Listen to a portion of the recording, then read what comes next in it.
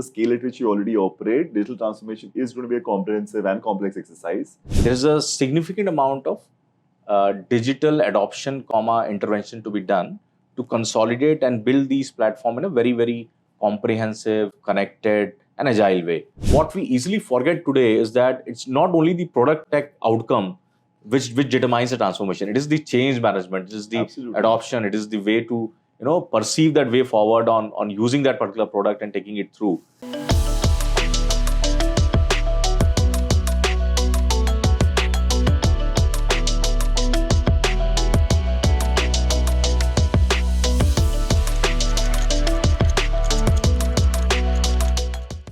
Hello and welcome to the State of Retention Marketing podcast. This is your host Ankur. I lead everything growth in marketing for WebEngage, and here's a conversation with a bunch of leaders from the product, marketing, and founder ecosystem to talk about the what, why, and how of retention marketing. We feel there's a lot of room for education in the subject of retention marketing because it's just so new. So we're actually partnering with Economic Times Brand Equity to actually bring retention into a mainstream conversation.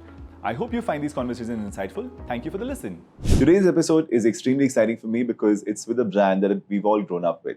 Pretty much all of us would have had an AquaGuard purifier at our homes to have water from. And this company has been a massive consumer brand, and now they're going through a digital transformation exercise wherein they will get even more consumer friendly. So we have with us Shubham. Thanks for doing this, Shubham. Welcome to the show. Thank you. Thanks, Ankur. So we'd love to have a quick rundown on your story, Shubham, where you've been, where you are, and how you've come to be at this point, and then we delve further from there. I've been into the industry for almost a decade and a half. Been with consumer tech companies, been with a media company, and now with, and of course I had a 4-year-long entrepreneurial stint, which was fun and exciting. With Eureka Forbes, I've been into this for almost a year now. Almost 8 months now, 10 months now. Sounds like more of a multi-year journey by now. But the charter here is exciting. Consumer durable companies and the consumer durable market in India is growing at a profitant rate. The industry by itself is a little outside the digital mainstream. And of course, with Eureka Forbes as a brand, as a consumer durable brand, as a household brand, the brand equity is very, very high. And what we want now is to look at technology driving that penetration and the brand awareness leading into growth, leading into sales, leading into revenue, and also driving a significant part of our focus and contribution on the customer experience bit. So the idea of digital transformation would lead into growth, lead into driving the rightful customer experience, and build the rightful brand equity. Sure, and first, I would imagine for the scale at which you already operate, digital transformation is going to be a comprehensive and complex exercise. So help us understand, Shubham, that when you were brought in, what was the state of affairs, and now where are you heading towards with respect to the org design, the people, the tech, the data side of things? We'll get to each of these, but let's just probably start with the org alignment. No, sure. So from a consumer durable company standpoint, the scope of technology or the scope of digital is largely limited into most of a third-party led intervention and then standard legacy IT kind of a setup, right? And where you have various vendors working and solving for different sort of problems, etc. Slightly fragmented, slightly disjoint. The SAP, ERP, so that side of the world. The consumer durable industry and Eureka Forbes that way was not very different from a standard setup per se, and the right from ERPs, right from different multi-platforms for your sales and services, some of the platform on consumer offerings, internal CRMs and consolidated ones, all of that. So we're pretty much all over the place in terms of where we are. We are almost 10 months back. Not a lot of that has changed because it's such a significant and a mammoth kind of a setup. So that was somewhere we started with. But what I found very, very clearly that there's a significant amount of digital adoption, intervention to be done to consolidate and build these platforms in a very, very comprehensive, connected, and agile way, which would essentially mean that we will build the core of our product as platforms. And when I say platforms, I would essentially look at saying that something that you build today should be able to easily extend, flexible to adopt, and ensure that the agility on building and adopting remains, right? So while that may sound a little more Greek and a little more high level, what it essentially means is that you transform most of these setups into let's say on the technology world, into a microservices-led technology architecture stack, where you are able to then extend these platforms at different use cases. But broadly speaking, the idea and intent was to first consolidate larger part of these platform and then change all of that into new age technology tech setup, which can then further be extended, which would essentially means that you build a very robust and a comprehensive connected sales and services platform, a consumer-led platform. And while you're doing all of these, how are you able to leverage the data which is getting collected across all of these interventions, right? So you create a mammoth big data platform which can then leverage the rightful data, build computation on top of that, leverage that computation power into machine learning models, and then a couple of these interventions can go to from a consumer led interventions, consumer led features or consumer driven features, and a couple of them can then lead into your backend operation, optimizing for your sales and service operations and corresponding. So the idea intent being that you solve and build all of that into core platform capabilities, consolidate most of them, build core platform capabilities, and then extend your features and features, interventions, etc. on top of that. Sure.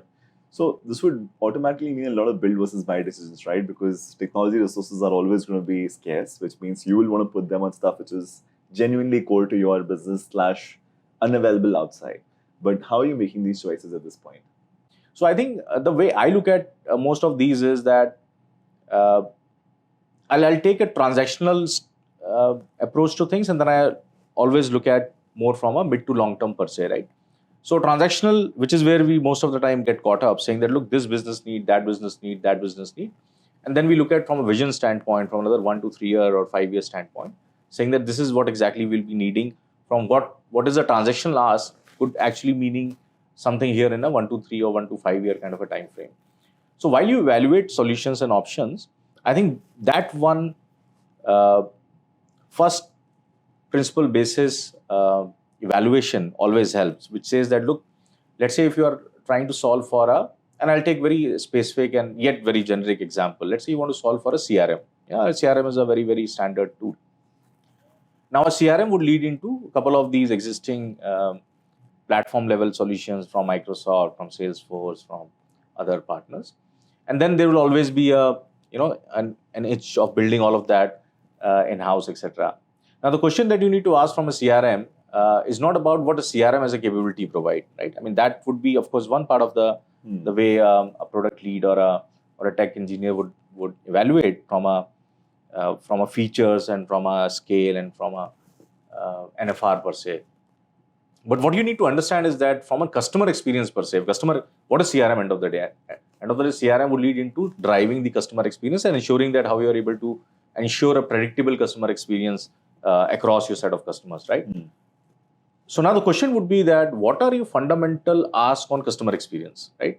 And what is that you want to build with that customer experience? List that down, right? And it's important to just keep making it sharper, clearer, saying that, look, you want to ensure, for example, you want to ensure that 95% of our requests happen with an NPS of 90, yeah?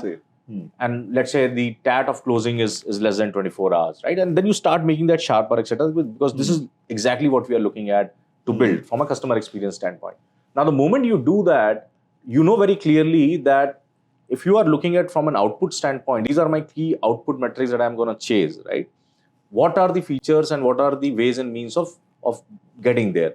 And that's another way of now the next level, which is where now you start saying that, look, tell me the features, tell me the functionalities which help me build this workflow, which helps me then arrive to NPS of 95%. Sure. Tell me the features, functionalities, the workflows, and of course the adoption depending on the UI, UX, interfaces, etc. to tell me how do I reach to a TAT of less than 24 hours. Right?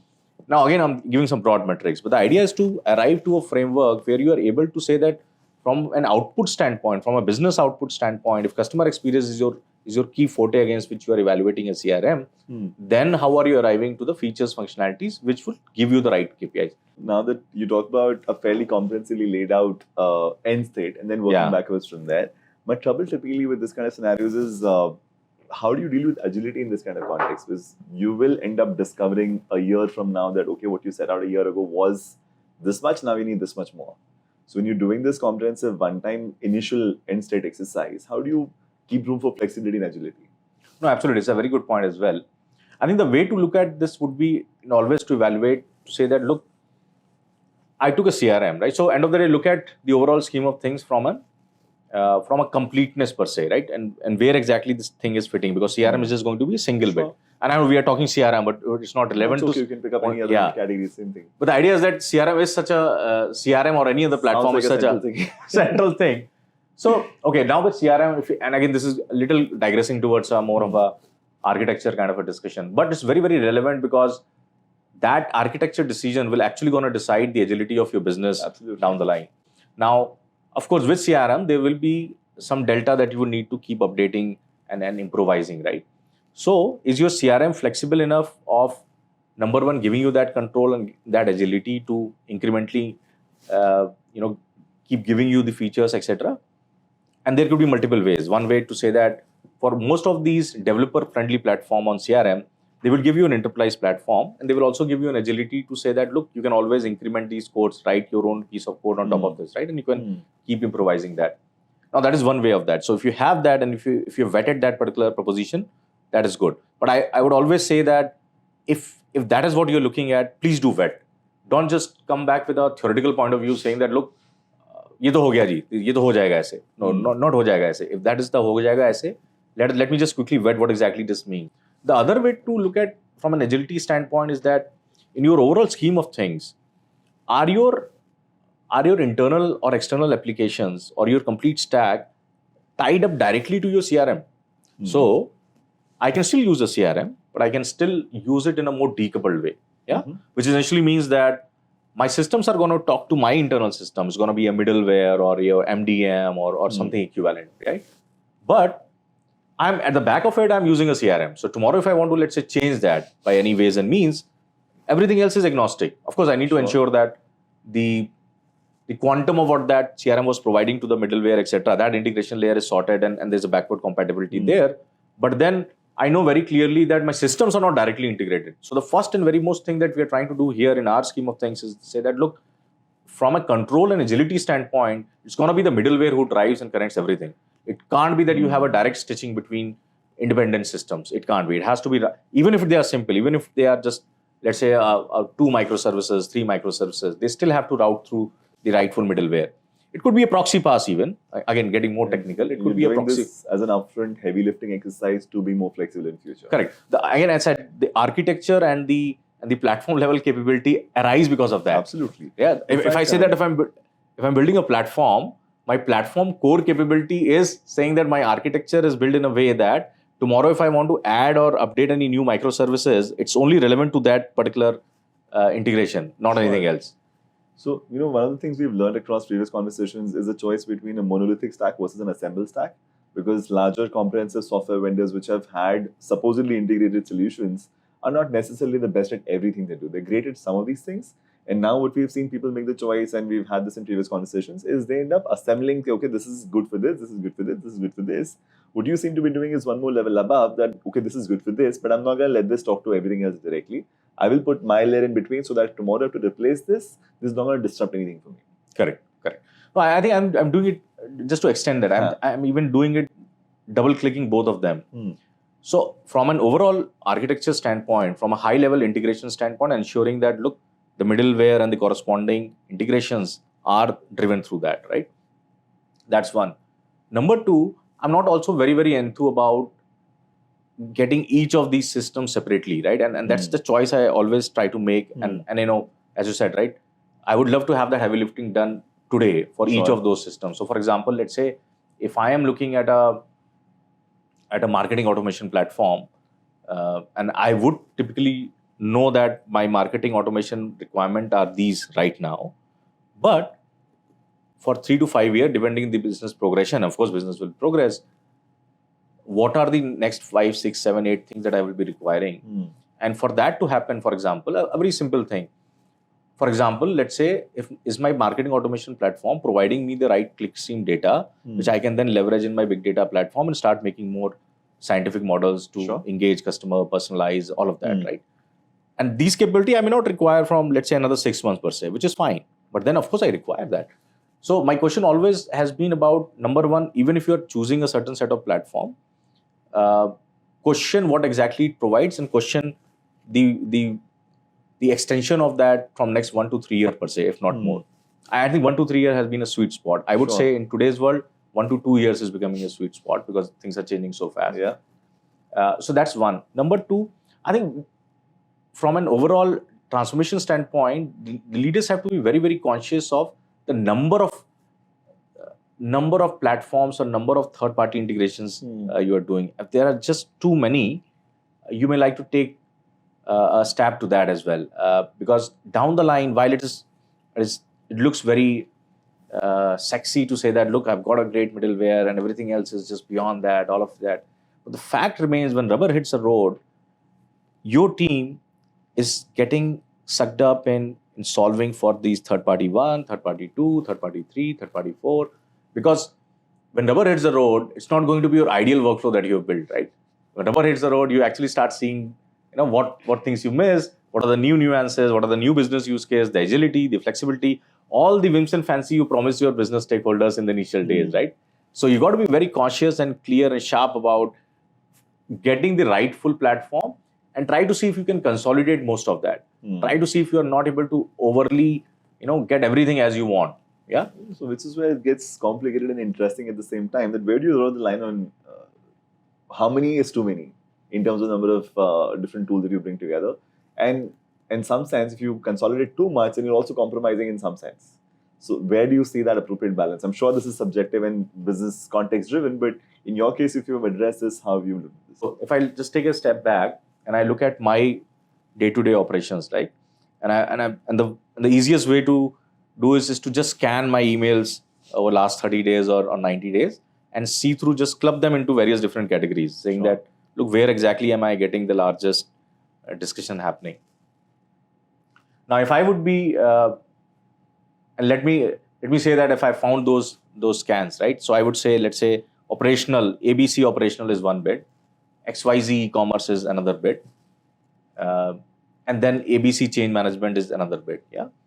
So if you are able to clearly understand and foresee that your larger chunks from an operational standpoint would be this bit, which is, let's say, for example, your service operations are going to be the most dynamic one, and which is where you would need a lot of agility, a lot of control, a lot of dynamism. Because while you are solving for that right now, you know very clearly that this is going to evolve and this is going to be direct consumer facing. So the amount of dynamics it will have will also be paramount versus something like, let's say, a financial controlled workflow, which once built would remain largely stable and uniform, hopefully, over next 6 months or year or so. So if that is what you have found, then the idea should be that now this is the platform which is where this particular business use case or a workflow is getting served. Now, what is the agility there? Do I have a complete control there? Am I working with one partner, or is it my in-house, or I'm working with 3, 4, 5 partners? Now, the moment if you tell me that it is more than one, if that service operation bit is critical to me, and I have to work with more than one partner, now that would be a red flag of sorts. Red flag sort of thing, and then I'll start challenging that. While you may be solving that for the interim, are you going to stick to that and going to persist the way forward? So the way to look at that, if the dynamic and agility is there, try to consolidate, get all of that into one. Is core versus non-core the right framework to look at? Core versus non-core. You have to define your core. See, the important thing is, Ankur, that these core and non-core also changes, right? Because that's what I was about to in a transformation journey, my core right now is something, but let's say another 6 months, 9 months, I got something done, dusted, etc. Now immediately shifts to the non-core. But I think the important thing would be that in a transformation kind of a setup, it's very easy to get caught up into so many cores at a time, right? So it's also and while we talked about the whole architecture and tech evaluation, etc., there also has to be a business side of things where you say that, look, let's understand what is our core. Let's not start solving. While you may need to do a lot of things in parallel, but at a point in time, let's ensure that from a focus standpoint, what are 1 or 2 key areas we are solving? And you solve it really, really well. The amount of parallelism and the amount of sequencing, etc., has to be discussed, decided within the team, because what we easily forget today is that it's not only the product tech outcome which determines the transformation. It is the change management, it is the Absolutely. adoption, it is the way to perceive that way forward on using that particular product and taking it through. So if I were to step back and make a 10,000 feet view on the digital transformation of a consumer durable platform or company like yours, what would be the independent milestones that you would imagine are fair reflection and whatever you're able to share about your choices that okay, this is what I'm calling core right now for the next 12 months and I will solve for this before I even touch that meaningfully. So I'm doing a little bit of work there, but I'm not double, triple clicking on these things. I'm prioritizing this because you've been here 10 months. Yeah. You've seen the journey of the company in a certain fashion. What would be those, end state, of course, is nirvana, but then intermittently there are milestones. How do you articulate those for your industry? Look at from a company standpoint. Now, of course, we are selling our products. The consumers are, consumer requires servicing and all that, which engages the complete life cycle of that particular product. How can I solve for the customer experience first? And that's the first and paramount one, right? And from a transformation standpoint, if I'm able to kind of provide a predictable experience to my customers, both from a buy journey per se and from a service life cycle per se, specifically the service one, right? So I think if I'm able to solve for the customer experience post facto, while also enabling the rightful buying journey, etc., I think that to me is going to be the most critical and most immediate First thing to solve for. First thing to solve for, and hopefully we should be able to solve for in next couple of months. Sure. But I think that's to me is paramount, that customer experience, just hellbound focus on customer experience, get that right, ensure that we are able to deliver best-in-class customer service experience. Larger part of that life cycle happens on the app or web, and larger part of that engagement also shifts to digital. Sure. Yeah, so I think that's going to be the first and paramount one. I think from there on, I think once we've got, and to me that's hygiene, that's basic, right? In today's world, It's also the hardest part in some sense, right? it is the hardest part. I agree. I think the amount of core, demanding scheme of things. If you need to, if you look at top 20, top 30 most demanding things which a transformation leader has to go through, I think some of these things would be at the top 5, right? So which is demanding both in terms of the quality of execution, the solutioning aspect, the whole tech part, the business alignment, the change management around it, etc. So it's very, very core to any of these transformations. So it's important to kind of get that right in totality and not just solve for the tech solutioning bit or a product solutioning bit. So I think if we're able to solve for the customer experience bit, and I think that to me is going to be the paramount one. What essentially it also gives you a flexibility into driving your multiple executions is that if you're solving customer experience, you're solving the digital product solutioning part, you're also solving the data part. Yeah. So essentially it means that you are internally aligning towards creating the right digital data platform also in play, because if you want to have a very, very predictable customer experience, it has to be backed with data, right? Sure. And that data should be able to speak for itself. And if you're able to then capture all of that data at a very high quality, at a big data level with the largest or dynamic computation level, all of the whims and fancy of what a big data platform engineer or a Hadoop engineer nowadays would look like. So how are you able to create that level of data centricity while you're building all of this? I think customer experience would be just one broader bucket, but when you're solving it, you're solving the digital products, you're solving the data. Bullet points within that as well. Yeah, you have to actually solve all of that. Now you seem to have made the customer experience bit itself into a comprehensive problem statement, which Correct. might be a multi-year project by itself. Yeah. So within that, how do you now prioritize? No, absolutely. And that's exactly where you, and it's famous in my company, the V0s and V1. The business folks talk to me in terms of V0 and V1, jokingly for sure. The idea is that for all of these core components, the moment you have identified these core components, you have to define the first set of versions in each of them. So for example, version 0 customer experience comes with an NPS of, let's say, 85%. Sure. Now, this 85%, what are the 5, 6, 7 key components which are enablers for this, right? And you need to then solve for each of these enablers for this V0 to happen. That would be data. And again, data I'm just using generically as a platform, but then there'll be specific asks saying that, look, I would need this particular data to enable this particular feature. Yeah. So you solve for that data part, you solve for the customer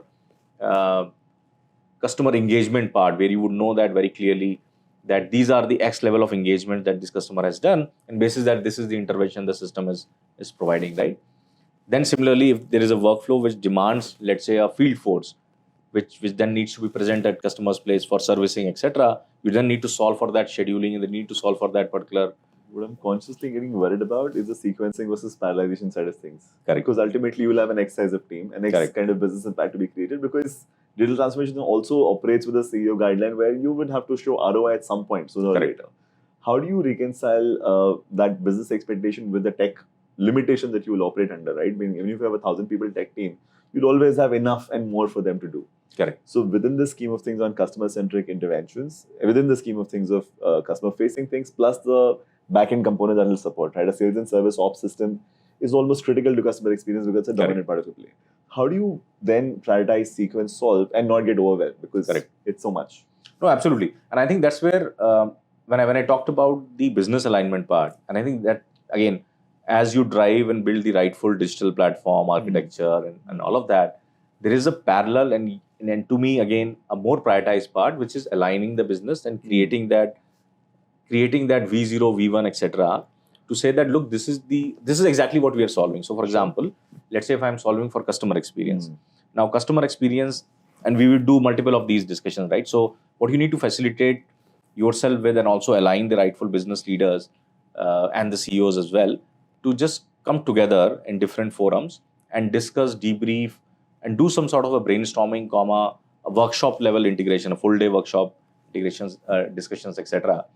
Where you discuss about all of this in totality, saying that look, this is exactly what we are looking at. These are 1, 2, 3, 4. What a V0 would mean? This would mean anything. So for example, let's say, so first we define the journey. What does a journey mean? Journey means ABC.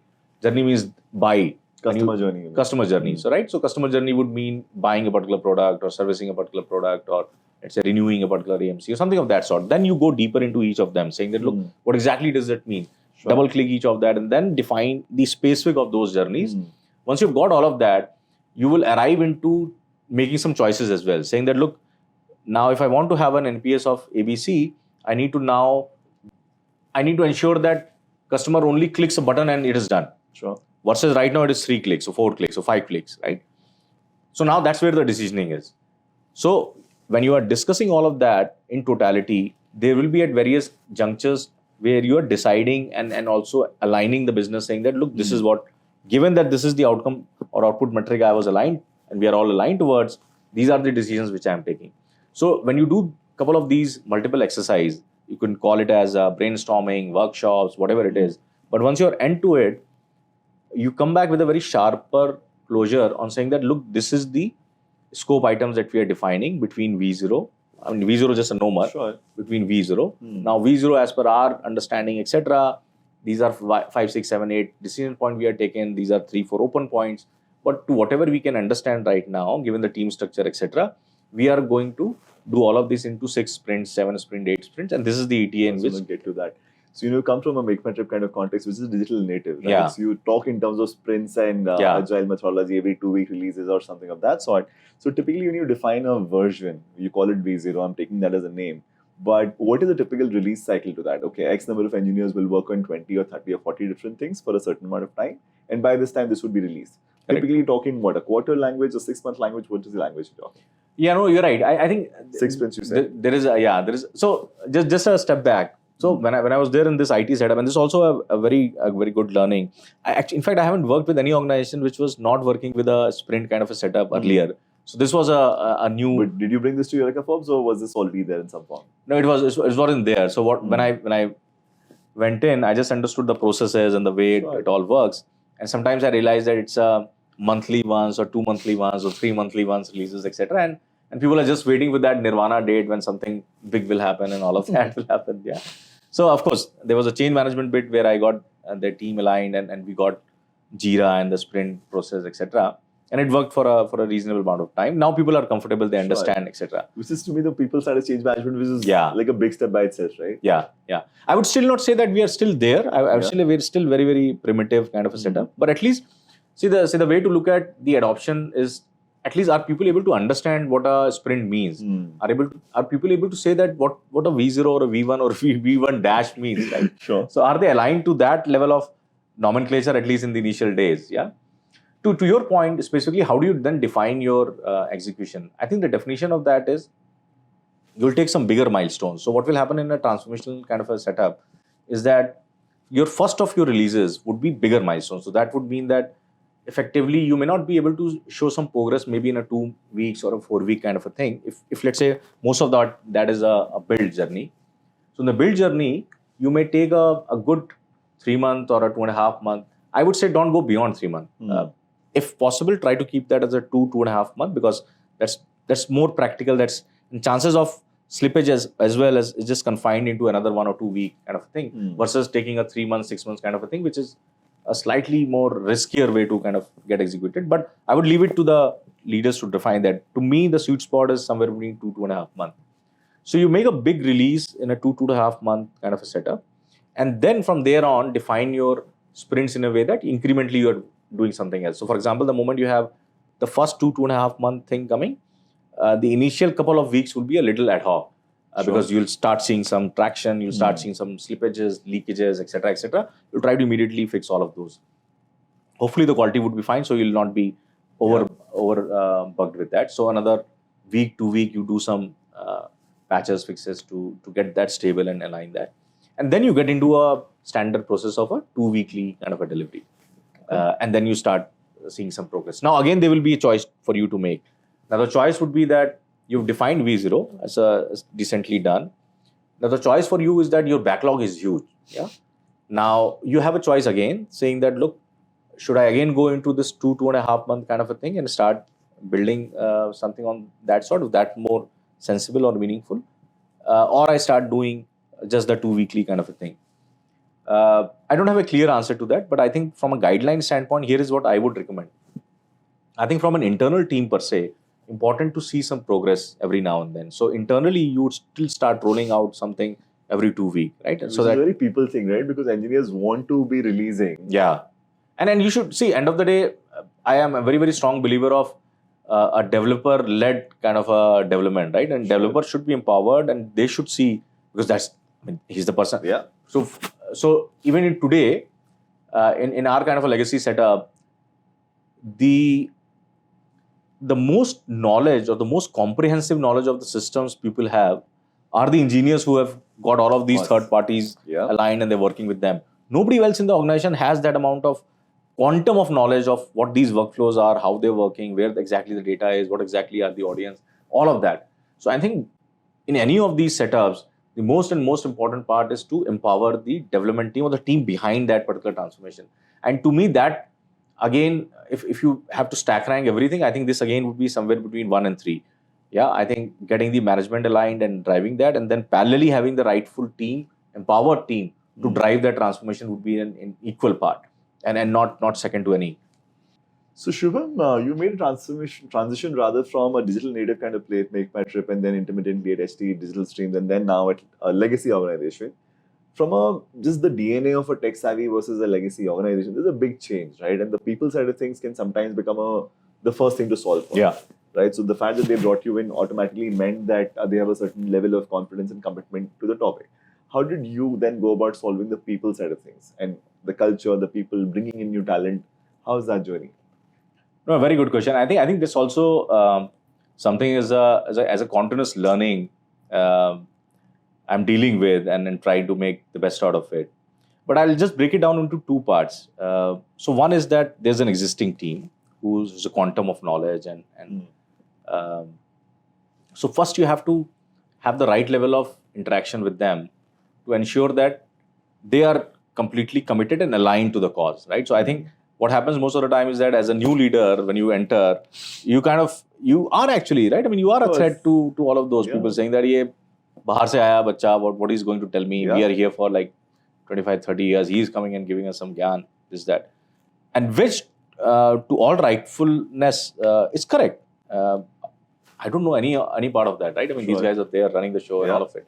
So I think the first and foremost thing would be that how do you first get that level of trust and enablement with the team going so that they feel comforted, they are aligned to the cause, and they also understand the bigger picture. The important thing that I've done in my initial multiple weeks and town halls and then the one-on-one discussions that I have with the team is to say that, look, this is exactly what we are alluding towards. This is what exactly we want and why, right? And of course, then start taking them along, saying that, now tell me, if this is the problem statement, what exactly will be your way to solve for it, right? So hear from them and align them in terms of the solution that they are proposing.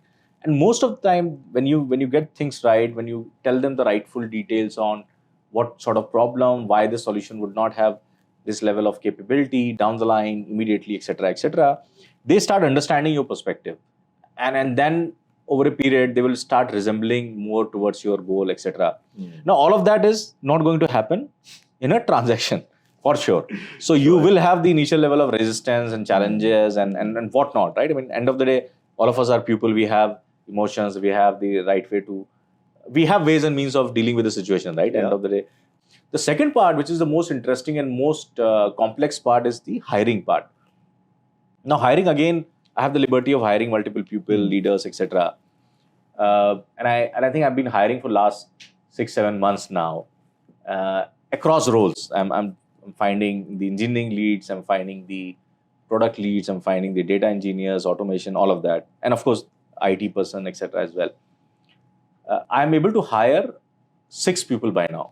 Yeah, just 6. Yeah. How many do you look out? I think I would have interviewed somewhere around, if I'm not wrong, I think I would have interviewed somewhere around 350-400 people. So your funnel is very sharp. And how many positions do you have to start with? I started with somewhere around, I think we had a lot of positions initially open, but I just kind of, when I looked at it, I said, boss, hoga nahi. So let's look at a sharper set of 10, 12, 15 people and just get them aligned first. So I was trying to build the leaders, at least leaders who are at a hands-on level, leaders who are not coming at a, right? You get what I'm saying, right? So, so I want leaders who are at a hands-on level, who are able to, roll up the sleeve, get their stuff and get that going. So I was able to hire a very, very less, and that was also a choice. I wanted to have a very lean, sharp team, just to be, so that I can work them at an individual level and also show them the impact, right? So if you as an individual comes and start driving one part of the greenfield project, and this is also, I'm going to talk about how it helps me to hire people with that level of alignment of what they want to do in terms of working on a maintenance kind of project versus the greenfield project. So if you give somebody a project which is more greenfield, building grounds up, building in a vision that it can align and give it, let's say, X million customers visibility over, let's say, 1 to 3 years. I think these are a couple of sharper things that some of these leaders aligned, and that's where they were able to, we were able to hire, and of course they're doing great. So in totality, from a digital team hiring per se, I think my learning was, you can't just hire anyone. You just can't hire people from Amazon, Flipkart, or I'm not saying that, I mean, it's difficult to hire, but you're just not able to hire just like another company, right? And of course, these are best of the talents and best of the talent in the world now, right? Not just India. So there are going to be 2-3 ways in which you can, do that. I think when I do my discussions, of course, I do the shortlisting and all of that. And given that the first round, the second round, and the last round, all was my round, right? So there was no one literally to kind of do those rounds, right? So, and I found what I found initially is that the very first deck or very first presentation that I created was the presentation I created for my folks who I'm going to hire. So when I used to do the interviews, I have to first take them along, saying that, look, for 30 minutes, 20 to 30 minutes, I know I would have bored them like hell, but for 20 to 30 minutes, I used to just give them the larger picture. कि boss, company है, खराब company है, मान के चलो, digital company नहीं है, right? And there's no second ways about it. I also equally think कि digital नहीं है तो नहीं है, मतलब I can't, just because I'm hiring you, I can't say that's a digital company. This digital का D नहीं है यहाँ पे, right? So now, but this is what we have to offer. This is what we are going to build. ये रहेगा tech stack, ये रहेगा problem statement, ये रहेगा इसका outcome, right? And then talk them through the specifics of that. So I think the rudimentary way of hiring was all saying define the 9 to 12, 15, 18, this, that. But now when I look at what I would have started with a 12 to 18 year is now shifted to 4 to maybe a 6 to 7 years. Yeah, because I'm able to get that talent. I'm able to get that person and he's equally aligned. So a person who comes and works with me directly or let's say leads one of these products and has a 4 to 5 or 6 year experience, look at the kind of exposure he gets. And of course, he'll be accountable, he'll be having the rightful skill as well. We'll do that competency level test. But as an individual, he also gets such a massive exposure and he drives all of that greenfield project. So I think, just to summarize on the digital hiring part, I think we have to break the standard rudimentary ways of hiring. You have to look out for bright chaps, forget the experience to a reasonable extent. I know we are still a corporate, so we still have to have that level of zigzag with the HR saying that boss ye to. But we'll be able to solve for it. But I think my broader summary would be that break some predefined notions, get the rightful people. You have now these new hires which are probably 5 years mature, and then you have those people who've been around for like a long time. How does this team now gel together into a single cohesive force? See, I think the couple of things that you need to intervene and create a structure around. I think the first and foremost is do some sort of a formal town hall, a monthly one, where you get everybody together. Yeah. So we have an office in Gurgaon, we have an office in Mumbai, and the two teams are sitting there. And now we have an office there in Bangalore as well. So how do you get all of these teams together to kind of create a way where they are able to speak for themselves, whatever they have done in terms of the projects they are driving, the problems they are solving, how they are aligning, what are the challenges, etc. So give them a common platform to connect and kind of showcase their stuff. Yeah. And that's on a monthly basis.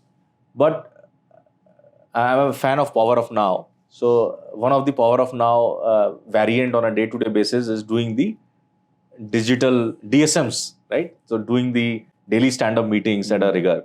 So all of my leads, and I try to make them in a group between an IT and a new hires, etc. We do a daily sync up every single day, 30 minutes, etc. I think we do it to a reasonable probability. And then, of course, we have our weekly sync up. So today evening, I have a weekly sync up where we get together and we talk about what's working well and all of that, right? Standard format.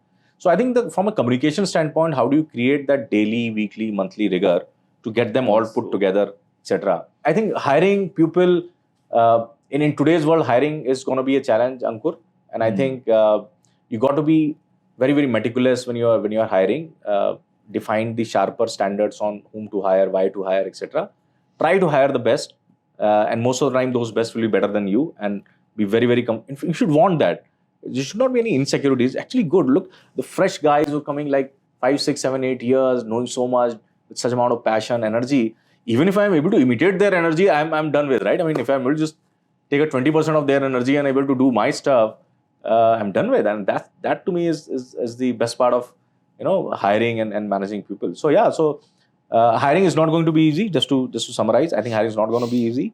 Again, as I said, I think I took 350, 400 odd interviews to get to my 5, 6 people.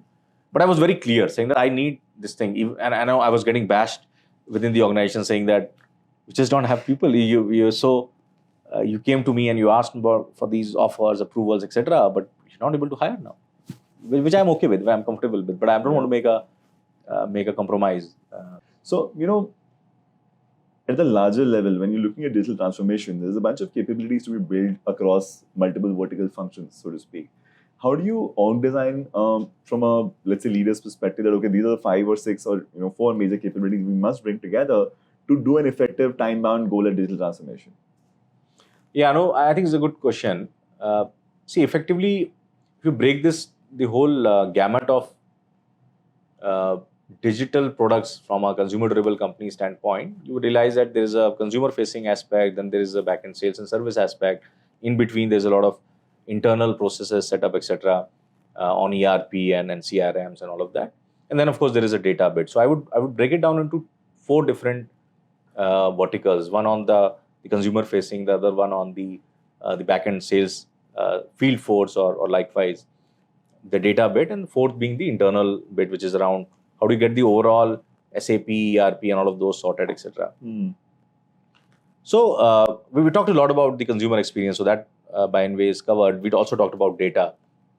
But I think on the sales and service side or the overall back-end field operation per se, you would also need somebody to kind of own it from a business standpoint, and which is where you need to have a partnership with the rightful CEOs on the sales side, service side, or let's say a chief operating officer. Yeah. So structure where you are able to at least connect with one person to say that, look, this is the business person who would own from a requirement and from an overall ask per se, one person to connect and work with, to say that, look, he's the one who signs off on what he requires, on what the overall sales service or the field force would look like, and then work backward from the team to say that how do you now create a structure to align to this particular individual.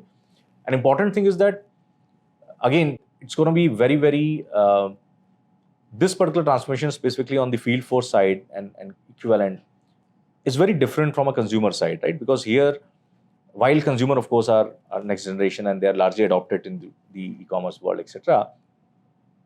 How do you get the same level of adoption? How do you get the same level of workflow automation, etc. done at the field force side, where you'll have a gamut of audience to capture, right from a equivalent of a gig worker to somebody senior managing, let's say, 100, 200 odd people, right? So with that amount of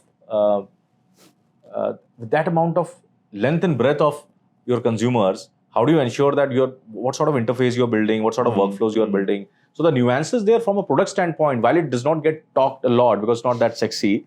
But if you ask me, that amount, the real product experience that you build through the right UI UX interfaces, the way to ensure adoption, the way to ensure a limited number of clicks to drive that, and all of those, that basic hygiene product, which requires very, very micro level detailing.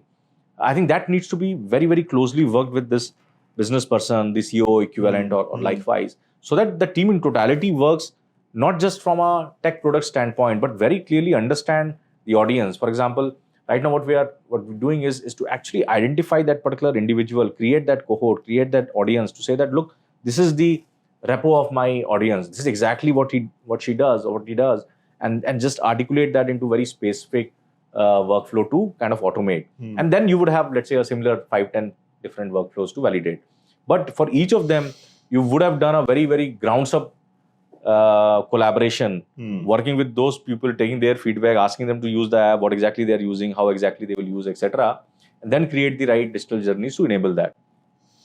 And within this framework, given that consumer durable is a broad space, Eureka is, of course, a large leading player, but then this is a likely problem statement across multiple companies. And I would be surprised if nobody has really sassified some of these solutions. Because if this is the same, by and large, ask, with, of course, its share of configurations and customizations, that has to be, then again, the build versus buy question would come together, right? Yeah. No, we did that, and we did with multiple enterprise platform, etc. Yeah. And I think I still went ahead and did the build journey. Not that it sounds this thing, but I think what I figured out with all of these platform, and of course as a forward-looking thing, I think there will be a lot of scope on how things would improvise from here on. Well, I cannot share the specifics now, but what I think very, very strongly is that there are going to be a fundamental change management or fundamental interventions, innovations happening on all of these core platforms that I talked about. That's number one. And that's going to be defining and determining our growth progress. Now, with something which we strategically think so very important and so very defining, it's important to have the rightful controls and agility there.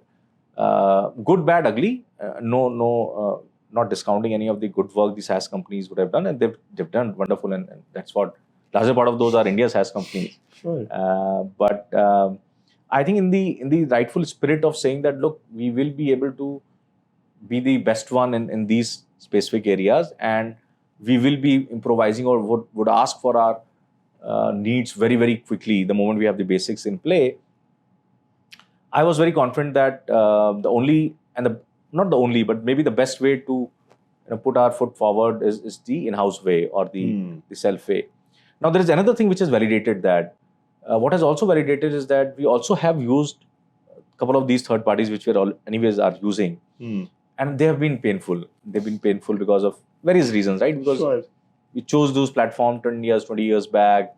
We chose it for a certain set of specific tactical requirement, etc. So we just kind of spread out into multiple things. Not to say that we not have done better there, but I think the spirit of driving the larger ask from the digital platforms, I think having that control, having that agility, having that power of making a day level progress or a hourly progress that way would have been a fundamental. So we stick to. So in some sense, this stuff is too core for you to be left to a third-party software vendor in some sense. Yeah.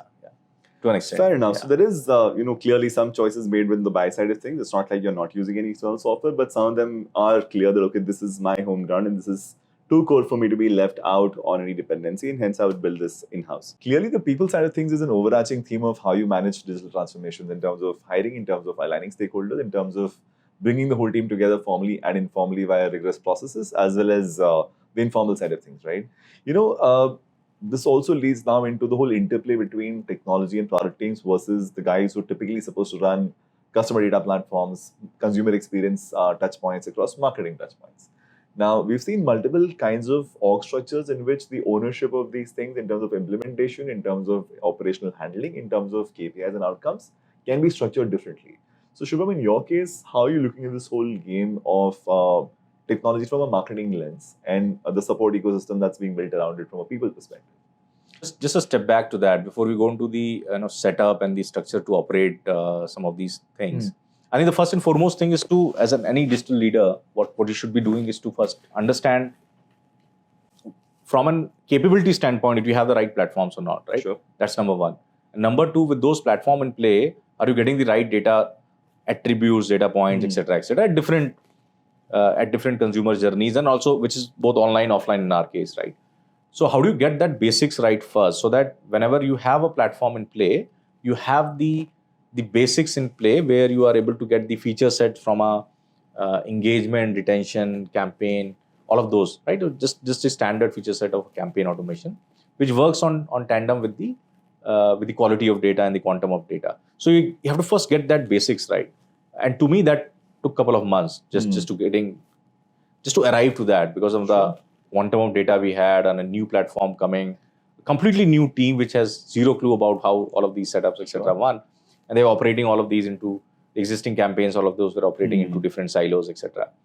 And some legacy software, and not honestly make that as a tactical thing. So once that happens, now we have got the capable software, capable platform to be in play. And that is where we start engaging a lot of our... So what we started doing was to start shifting, once we got the platform, once we got the data-enabled platform, etc. And of course, enabled those features, etc. as well. Then we got our teams trained onto those. And those teams were marketing team, our product team, engineering team, of course, were a little familiar. We just went through a formal process of multiple round of training, etc. In-person training, etc. just to leverage and understand that platform and tool. And which is where the moment we had that and everybody was aligned, at least in terms of the capability of the platform, we now started shifting slowly all the existing workflows one by one onto the new platform. So now again, this is happening very structured. With idea and intent here was that you got the basics in play, you got the team who can now leverage that particular tool, trained, and now you are making them enabled, saying that, boss, you start running the V0, V1, V2s, and then start enabling that. Now, once you have done that, what you would now realize is that what are the various use cases, and basis those use cases, who's the owner, right? Because now you have a product team, there's a tech guy, there's a marketing guy, there's also a business guy who wants to run some operations and some campaigns, etc. So how do you enable all of these guys to work in totality and kind of ensure that there's no, the ball is not falling through the crack, right? So, and for that to happen, what I realized is that we may need to break this down into 2-3 different buckets. There will be a product journey part, right? So for example, let's say standard stuff, right? People who come to your website and they are engaged and then they are dropping off because of some of the other reason, etc. There's some engagement, some lead capture form, etc. Then there is an abandoned cart, then there is a payment failures, then there are some other stuff, right? So very, very standard specific points that we need to build the rightful consumer journeys. Now, product guy is the person who's enabled for that because he will own the complete funnel end to end at various engagement point, at various drop points, at various different other engagement, drop off point. He should be able to kind of drive the rightful consumer journeys. So number one, what does it take for him to be completely enabled on that? And of course, a product guy will come back with this saying, look, these are the 100 different data points I want to make this more sharper, clear, which is also good because he understands now what all data he would need for driving that particular consumer journey. So enable him, ensure that the engineering guy is prioritizing that and getting that done. Similarly, work with the marketers to understand that what are the various set of interventions that they want and what are the key KPIs that they are drawing. So let's say if they're driving, product sale, they're driving service sale, and there are ways and means of intervening and driving that. So how can they leverage now to build or use this tool to drive their campaigns at different shapes and form? Now that's very, very basic. That's very standard stuff, right?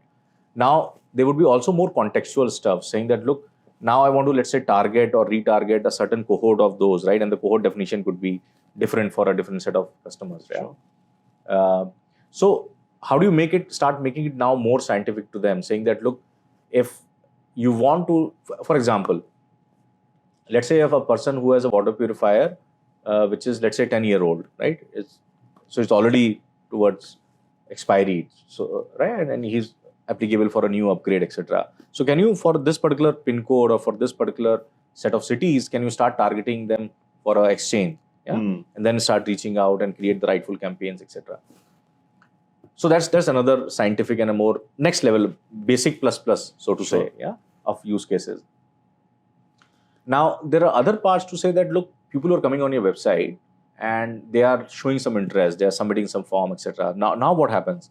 Because the communication is there, they're asking and sharing details so that they want immediate connect.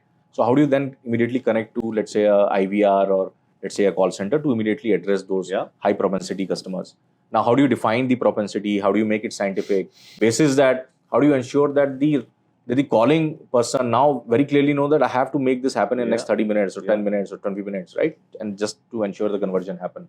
So I think taking from a rudimentary, sending somebody an SMS or a WhatsApp versus making it more scientific and making it more self-attuning and then driving the targeting, retargeting. Because once you have completed, so let's say the call center completes the call, right? And person submits some detail, etc. That detail again should come back to the call center, to the marketing automation platform, right? So you got the you completed the funnel. Now you know very clearly that basis that particular outcome, what is that you are expecting? Are you expecting another set of intervention to happen where somebody needs to, let's say, provide a demo and go and provide that demo at that particular date and time? Or there's another call which is scheduled to drive that. Can system automatically now follow it up and drive that particular intervention as well? So to make that targeting, retargeting complete, and that's where the beauty of these automation platform is, that you can now set up the right set of variable and right set of attributes, provided you have captured it properly and you've got all your integration done from your data lake to, let's say, the marketing automation platform, your marketing automation platform to your call center, and vice versa, all of that. And again, of course, going to the data lake, etc. as well. So how do you collectively use all of these integration and solve for each of these individual use cases, but do it in totality. Don't just leave it saying that, look, I've just targeted, uske baad kya hua, pata nahi. Right? So ensure that you get the data back, ensure that retargeting happens and the follow-up loop, etc. all closes. But to your specific question saying that how do you then divide between a marketing and a product guy? I think product guy is fairly, by and large, simple. Although there will be an overlap. And I don't think that they will always be operating at a non-overlap region. There will be an overlap, there will be clashes, and it is expected. Sure. Because the marketing guy will keep pushing this guy, the product manager saying, mera conversion nahi ho raha hai, right? This funnel mein ye nahi chal raha, wo nahi chal raha, etc. etc. It's the right set of expectations. Similarly, the product guy would say that the quality of your, let's say, the campaigns are not the best, etc. Let's say the marketing guy is doing a BTL or corresponding Google ad or other ad, right? And if the conversion is not happening, product guy will have the easy find of questioning the quality of lead, etc. Yeah. So I'm saying, but the point being that the moment somebody lands on your funnel, that's the product guy. Now here on, you own the whole space, make that conversion faster, sharper, etc. Or of course, he will need enablers. For example, let's say if my ticket size is more than 20,000, average ticket size is 20,000, we're running some campaigns to sell a product. I would need the cashback EMIs. I would need the UPI-led, let's say, EMI options or something of that. So those are very, very basic. So product would need enablers to drive that. Product would need, let's say, one-day delivery, one-day installation or something of that sort. So empower the product guy to say that, look, you will own the end-to-end conversion and you're the one to drive that. But then, of course, you will be enabled with these 4, 5, 6, 7 things, which the business guy will. There is also a business. End of the day, all of this is business, right? So there's a business guy looking all of these product and marketing guys to say that, boss, मेरा ही काम कर रहे हो, ठीक कर रहे हो कि नहीं, right? And this guy can then go back and say that, look, enable me with these 3, 4, 5 features, right? And that particular thing would happen. Similarly, on the campaign and the targeting and the retargeting part, how do you make the overall marketing guy more empowered with the data, where they are able to create the rightful cohort, make them more dynamic, make them more self-attuning, and then drive the overall bit, saying that, and even extending to a ways and means to say that I have got the rightful cohort. Now with this particular cohort, I know the propensity.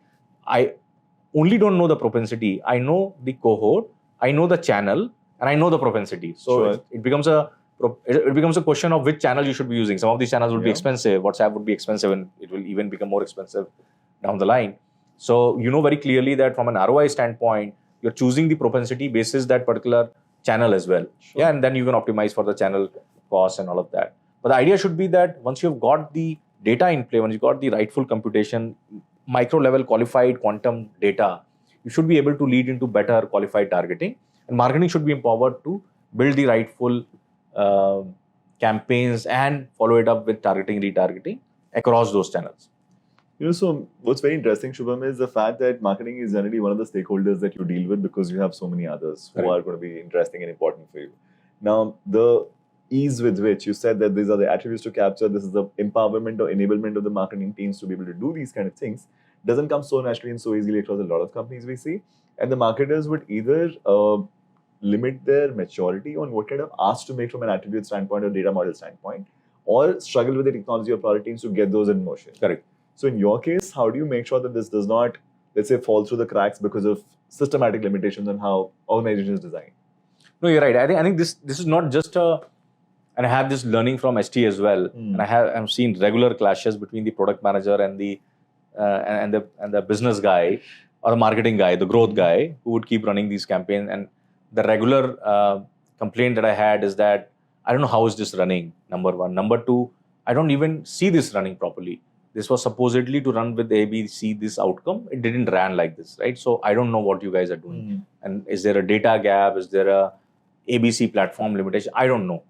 So I think, and those are very genuine asks. It's a very genuine ask. So how do you solve for that? And I think one way I typically help this getting solved is that both the product guy, and I think between product and engineering, somebody has to own that particular, the operating part to say that, look, in a test environment or in a sandbox or a UAT environment, I'll help you enable that particular journey. So even if it is marketing led or owned, but if the marketing guy is struggling, we'll of course have the platform support, etc. But we'll also have support from engineering and product to say that we'll ensure that you come out of successfully setting up this particular sandbox properly.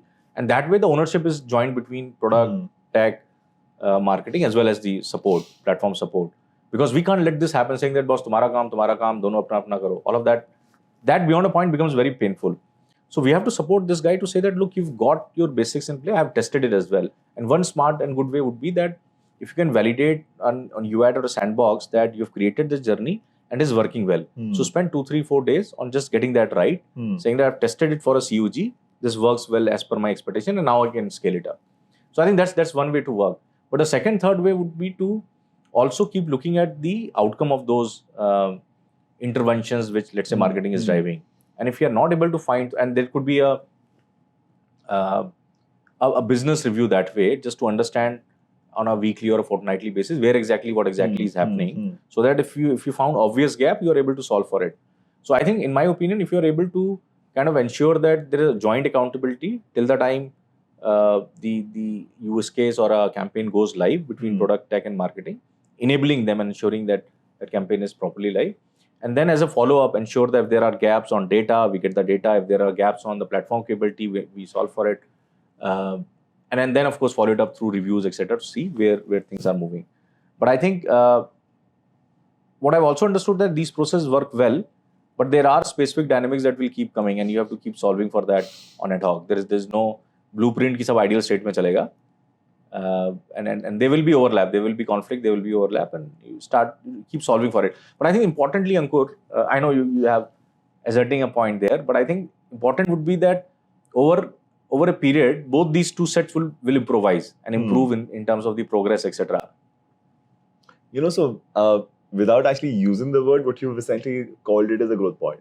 And there's this whole subject of data in terms of capturing it, surfacing it, dashboarding it, and decisioning from it. How does that play in your scheme of things? See, data is fundamental, as I said. I mean, you can have multiple proverbs, right? Data is oil, data is this, data democratization, ABC, XYZ. So I'm saying data is very simple. End of the day, the fundamental to all of these transformation is baseline is data. You have to, number one, ensure that the quality of the data and the quantum of data is all captured in the system, structured, unstructured, etc., etc.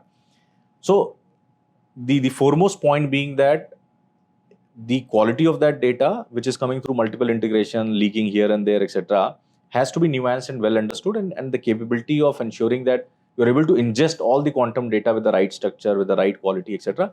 That to me is paramount. And somewhere, what I've seen is that people get more interested in building the platform because it looks so, right? I mean, it's the rightful spirit of building the right tech platform with big data capability, etc., etc.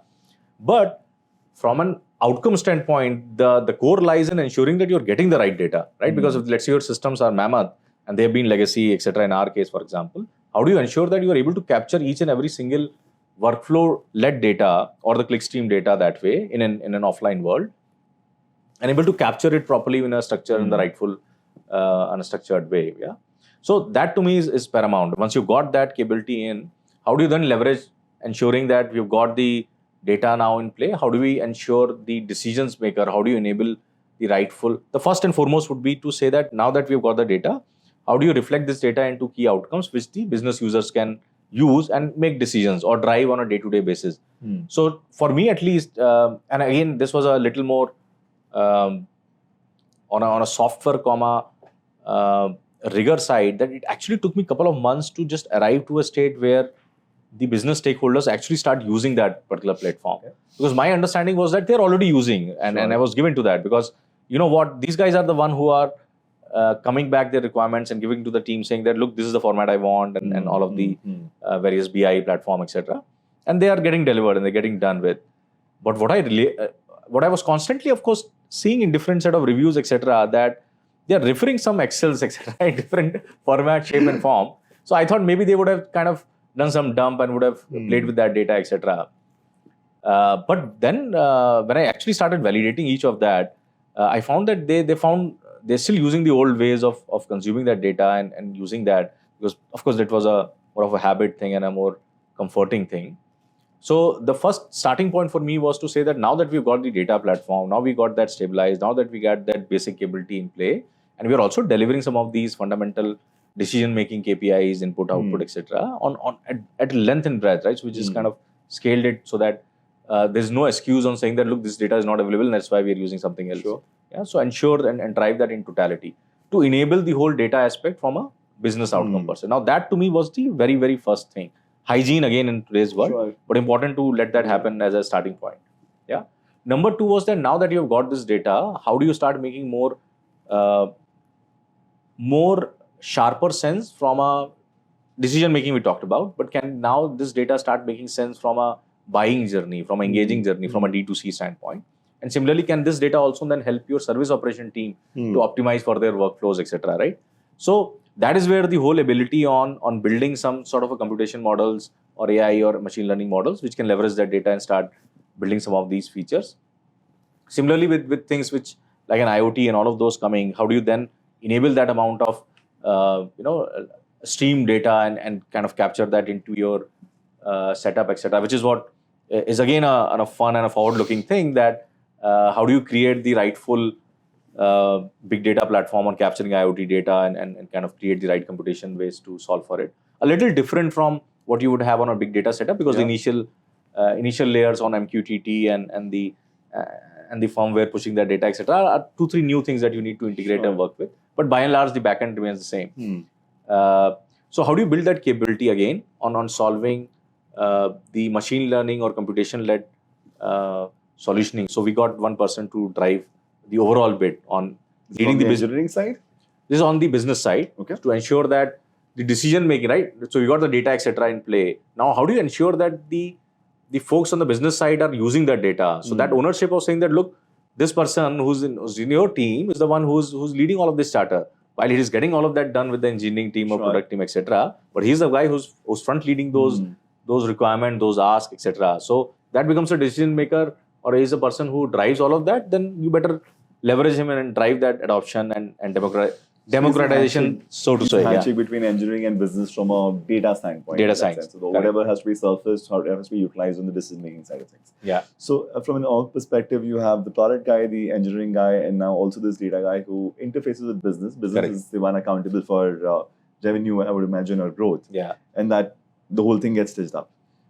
So that was one interesting conversation with a technology leader who comes from a new economy kind of context and is now leading transformation in a legacy organization like Eureka Forbes. A few things that really stood out for me extremely well. One, the whole people side of things and the amount of indexing is done on onboarding the people who've been around for long years, plus bringing in really smart chaps from new economy companies. It's not a simple copy-paste exercise. So he's had to interview 300 people before he could find his 6 team members which are now running the show. So that's part one.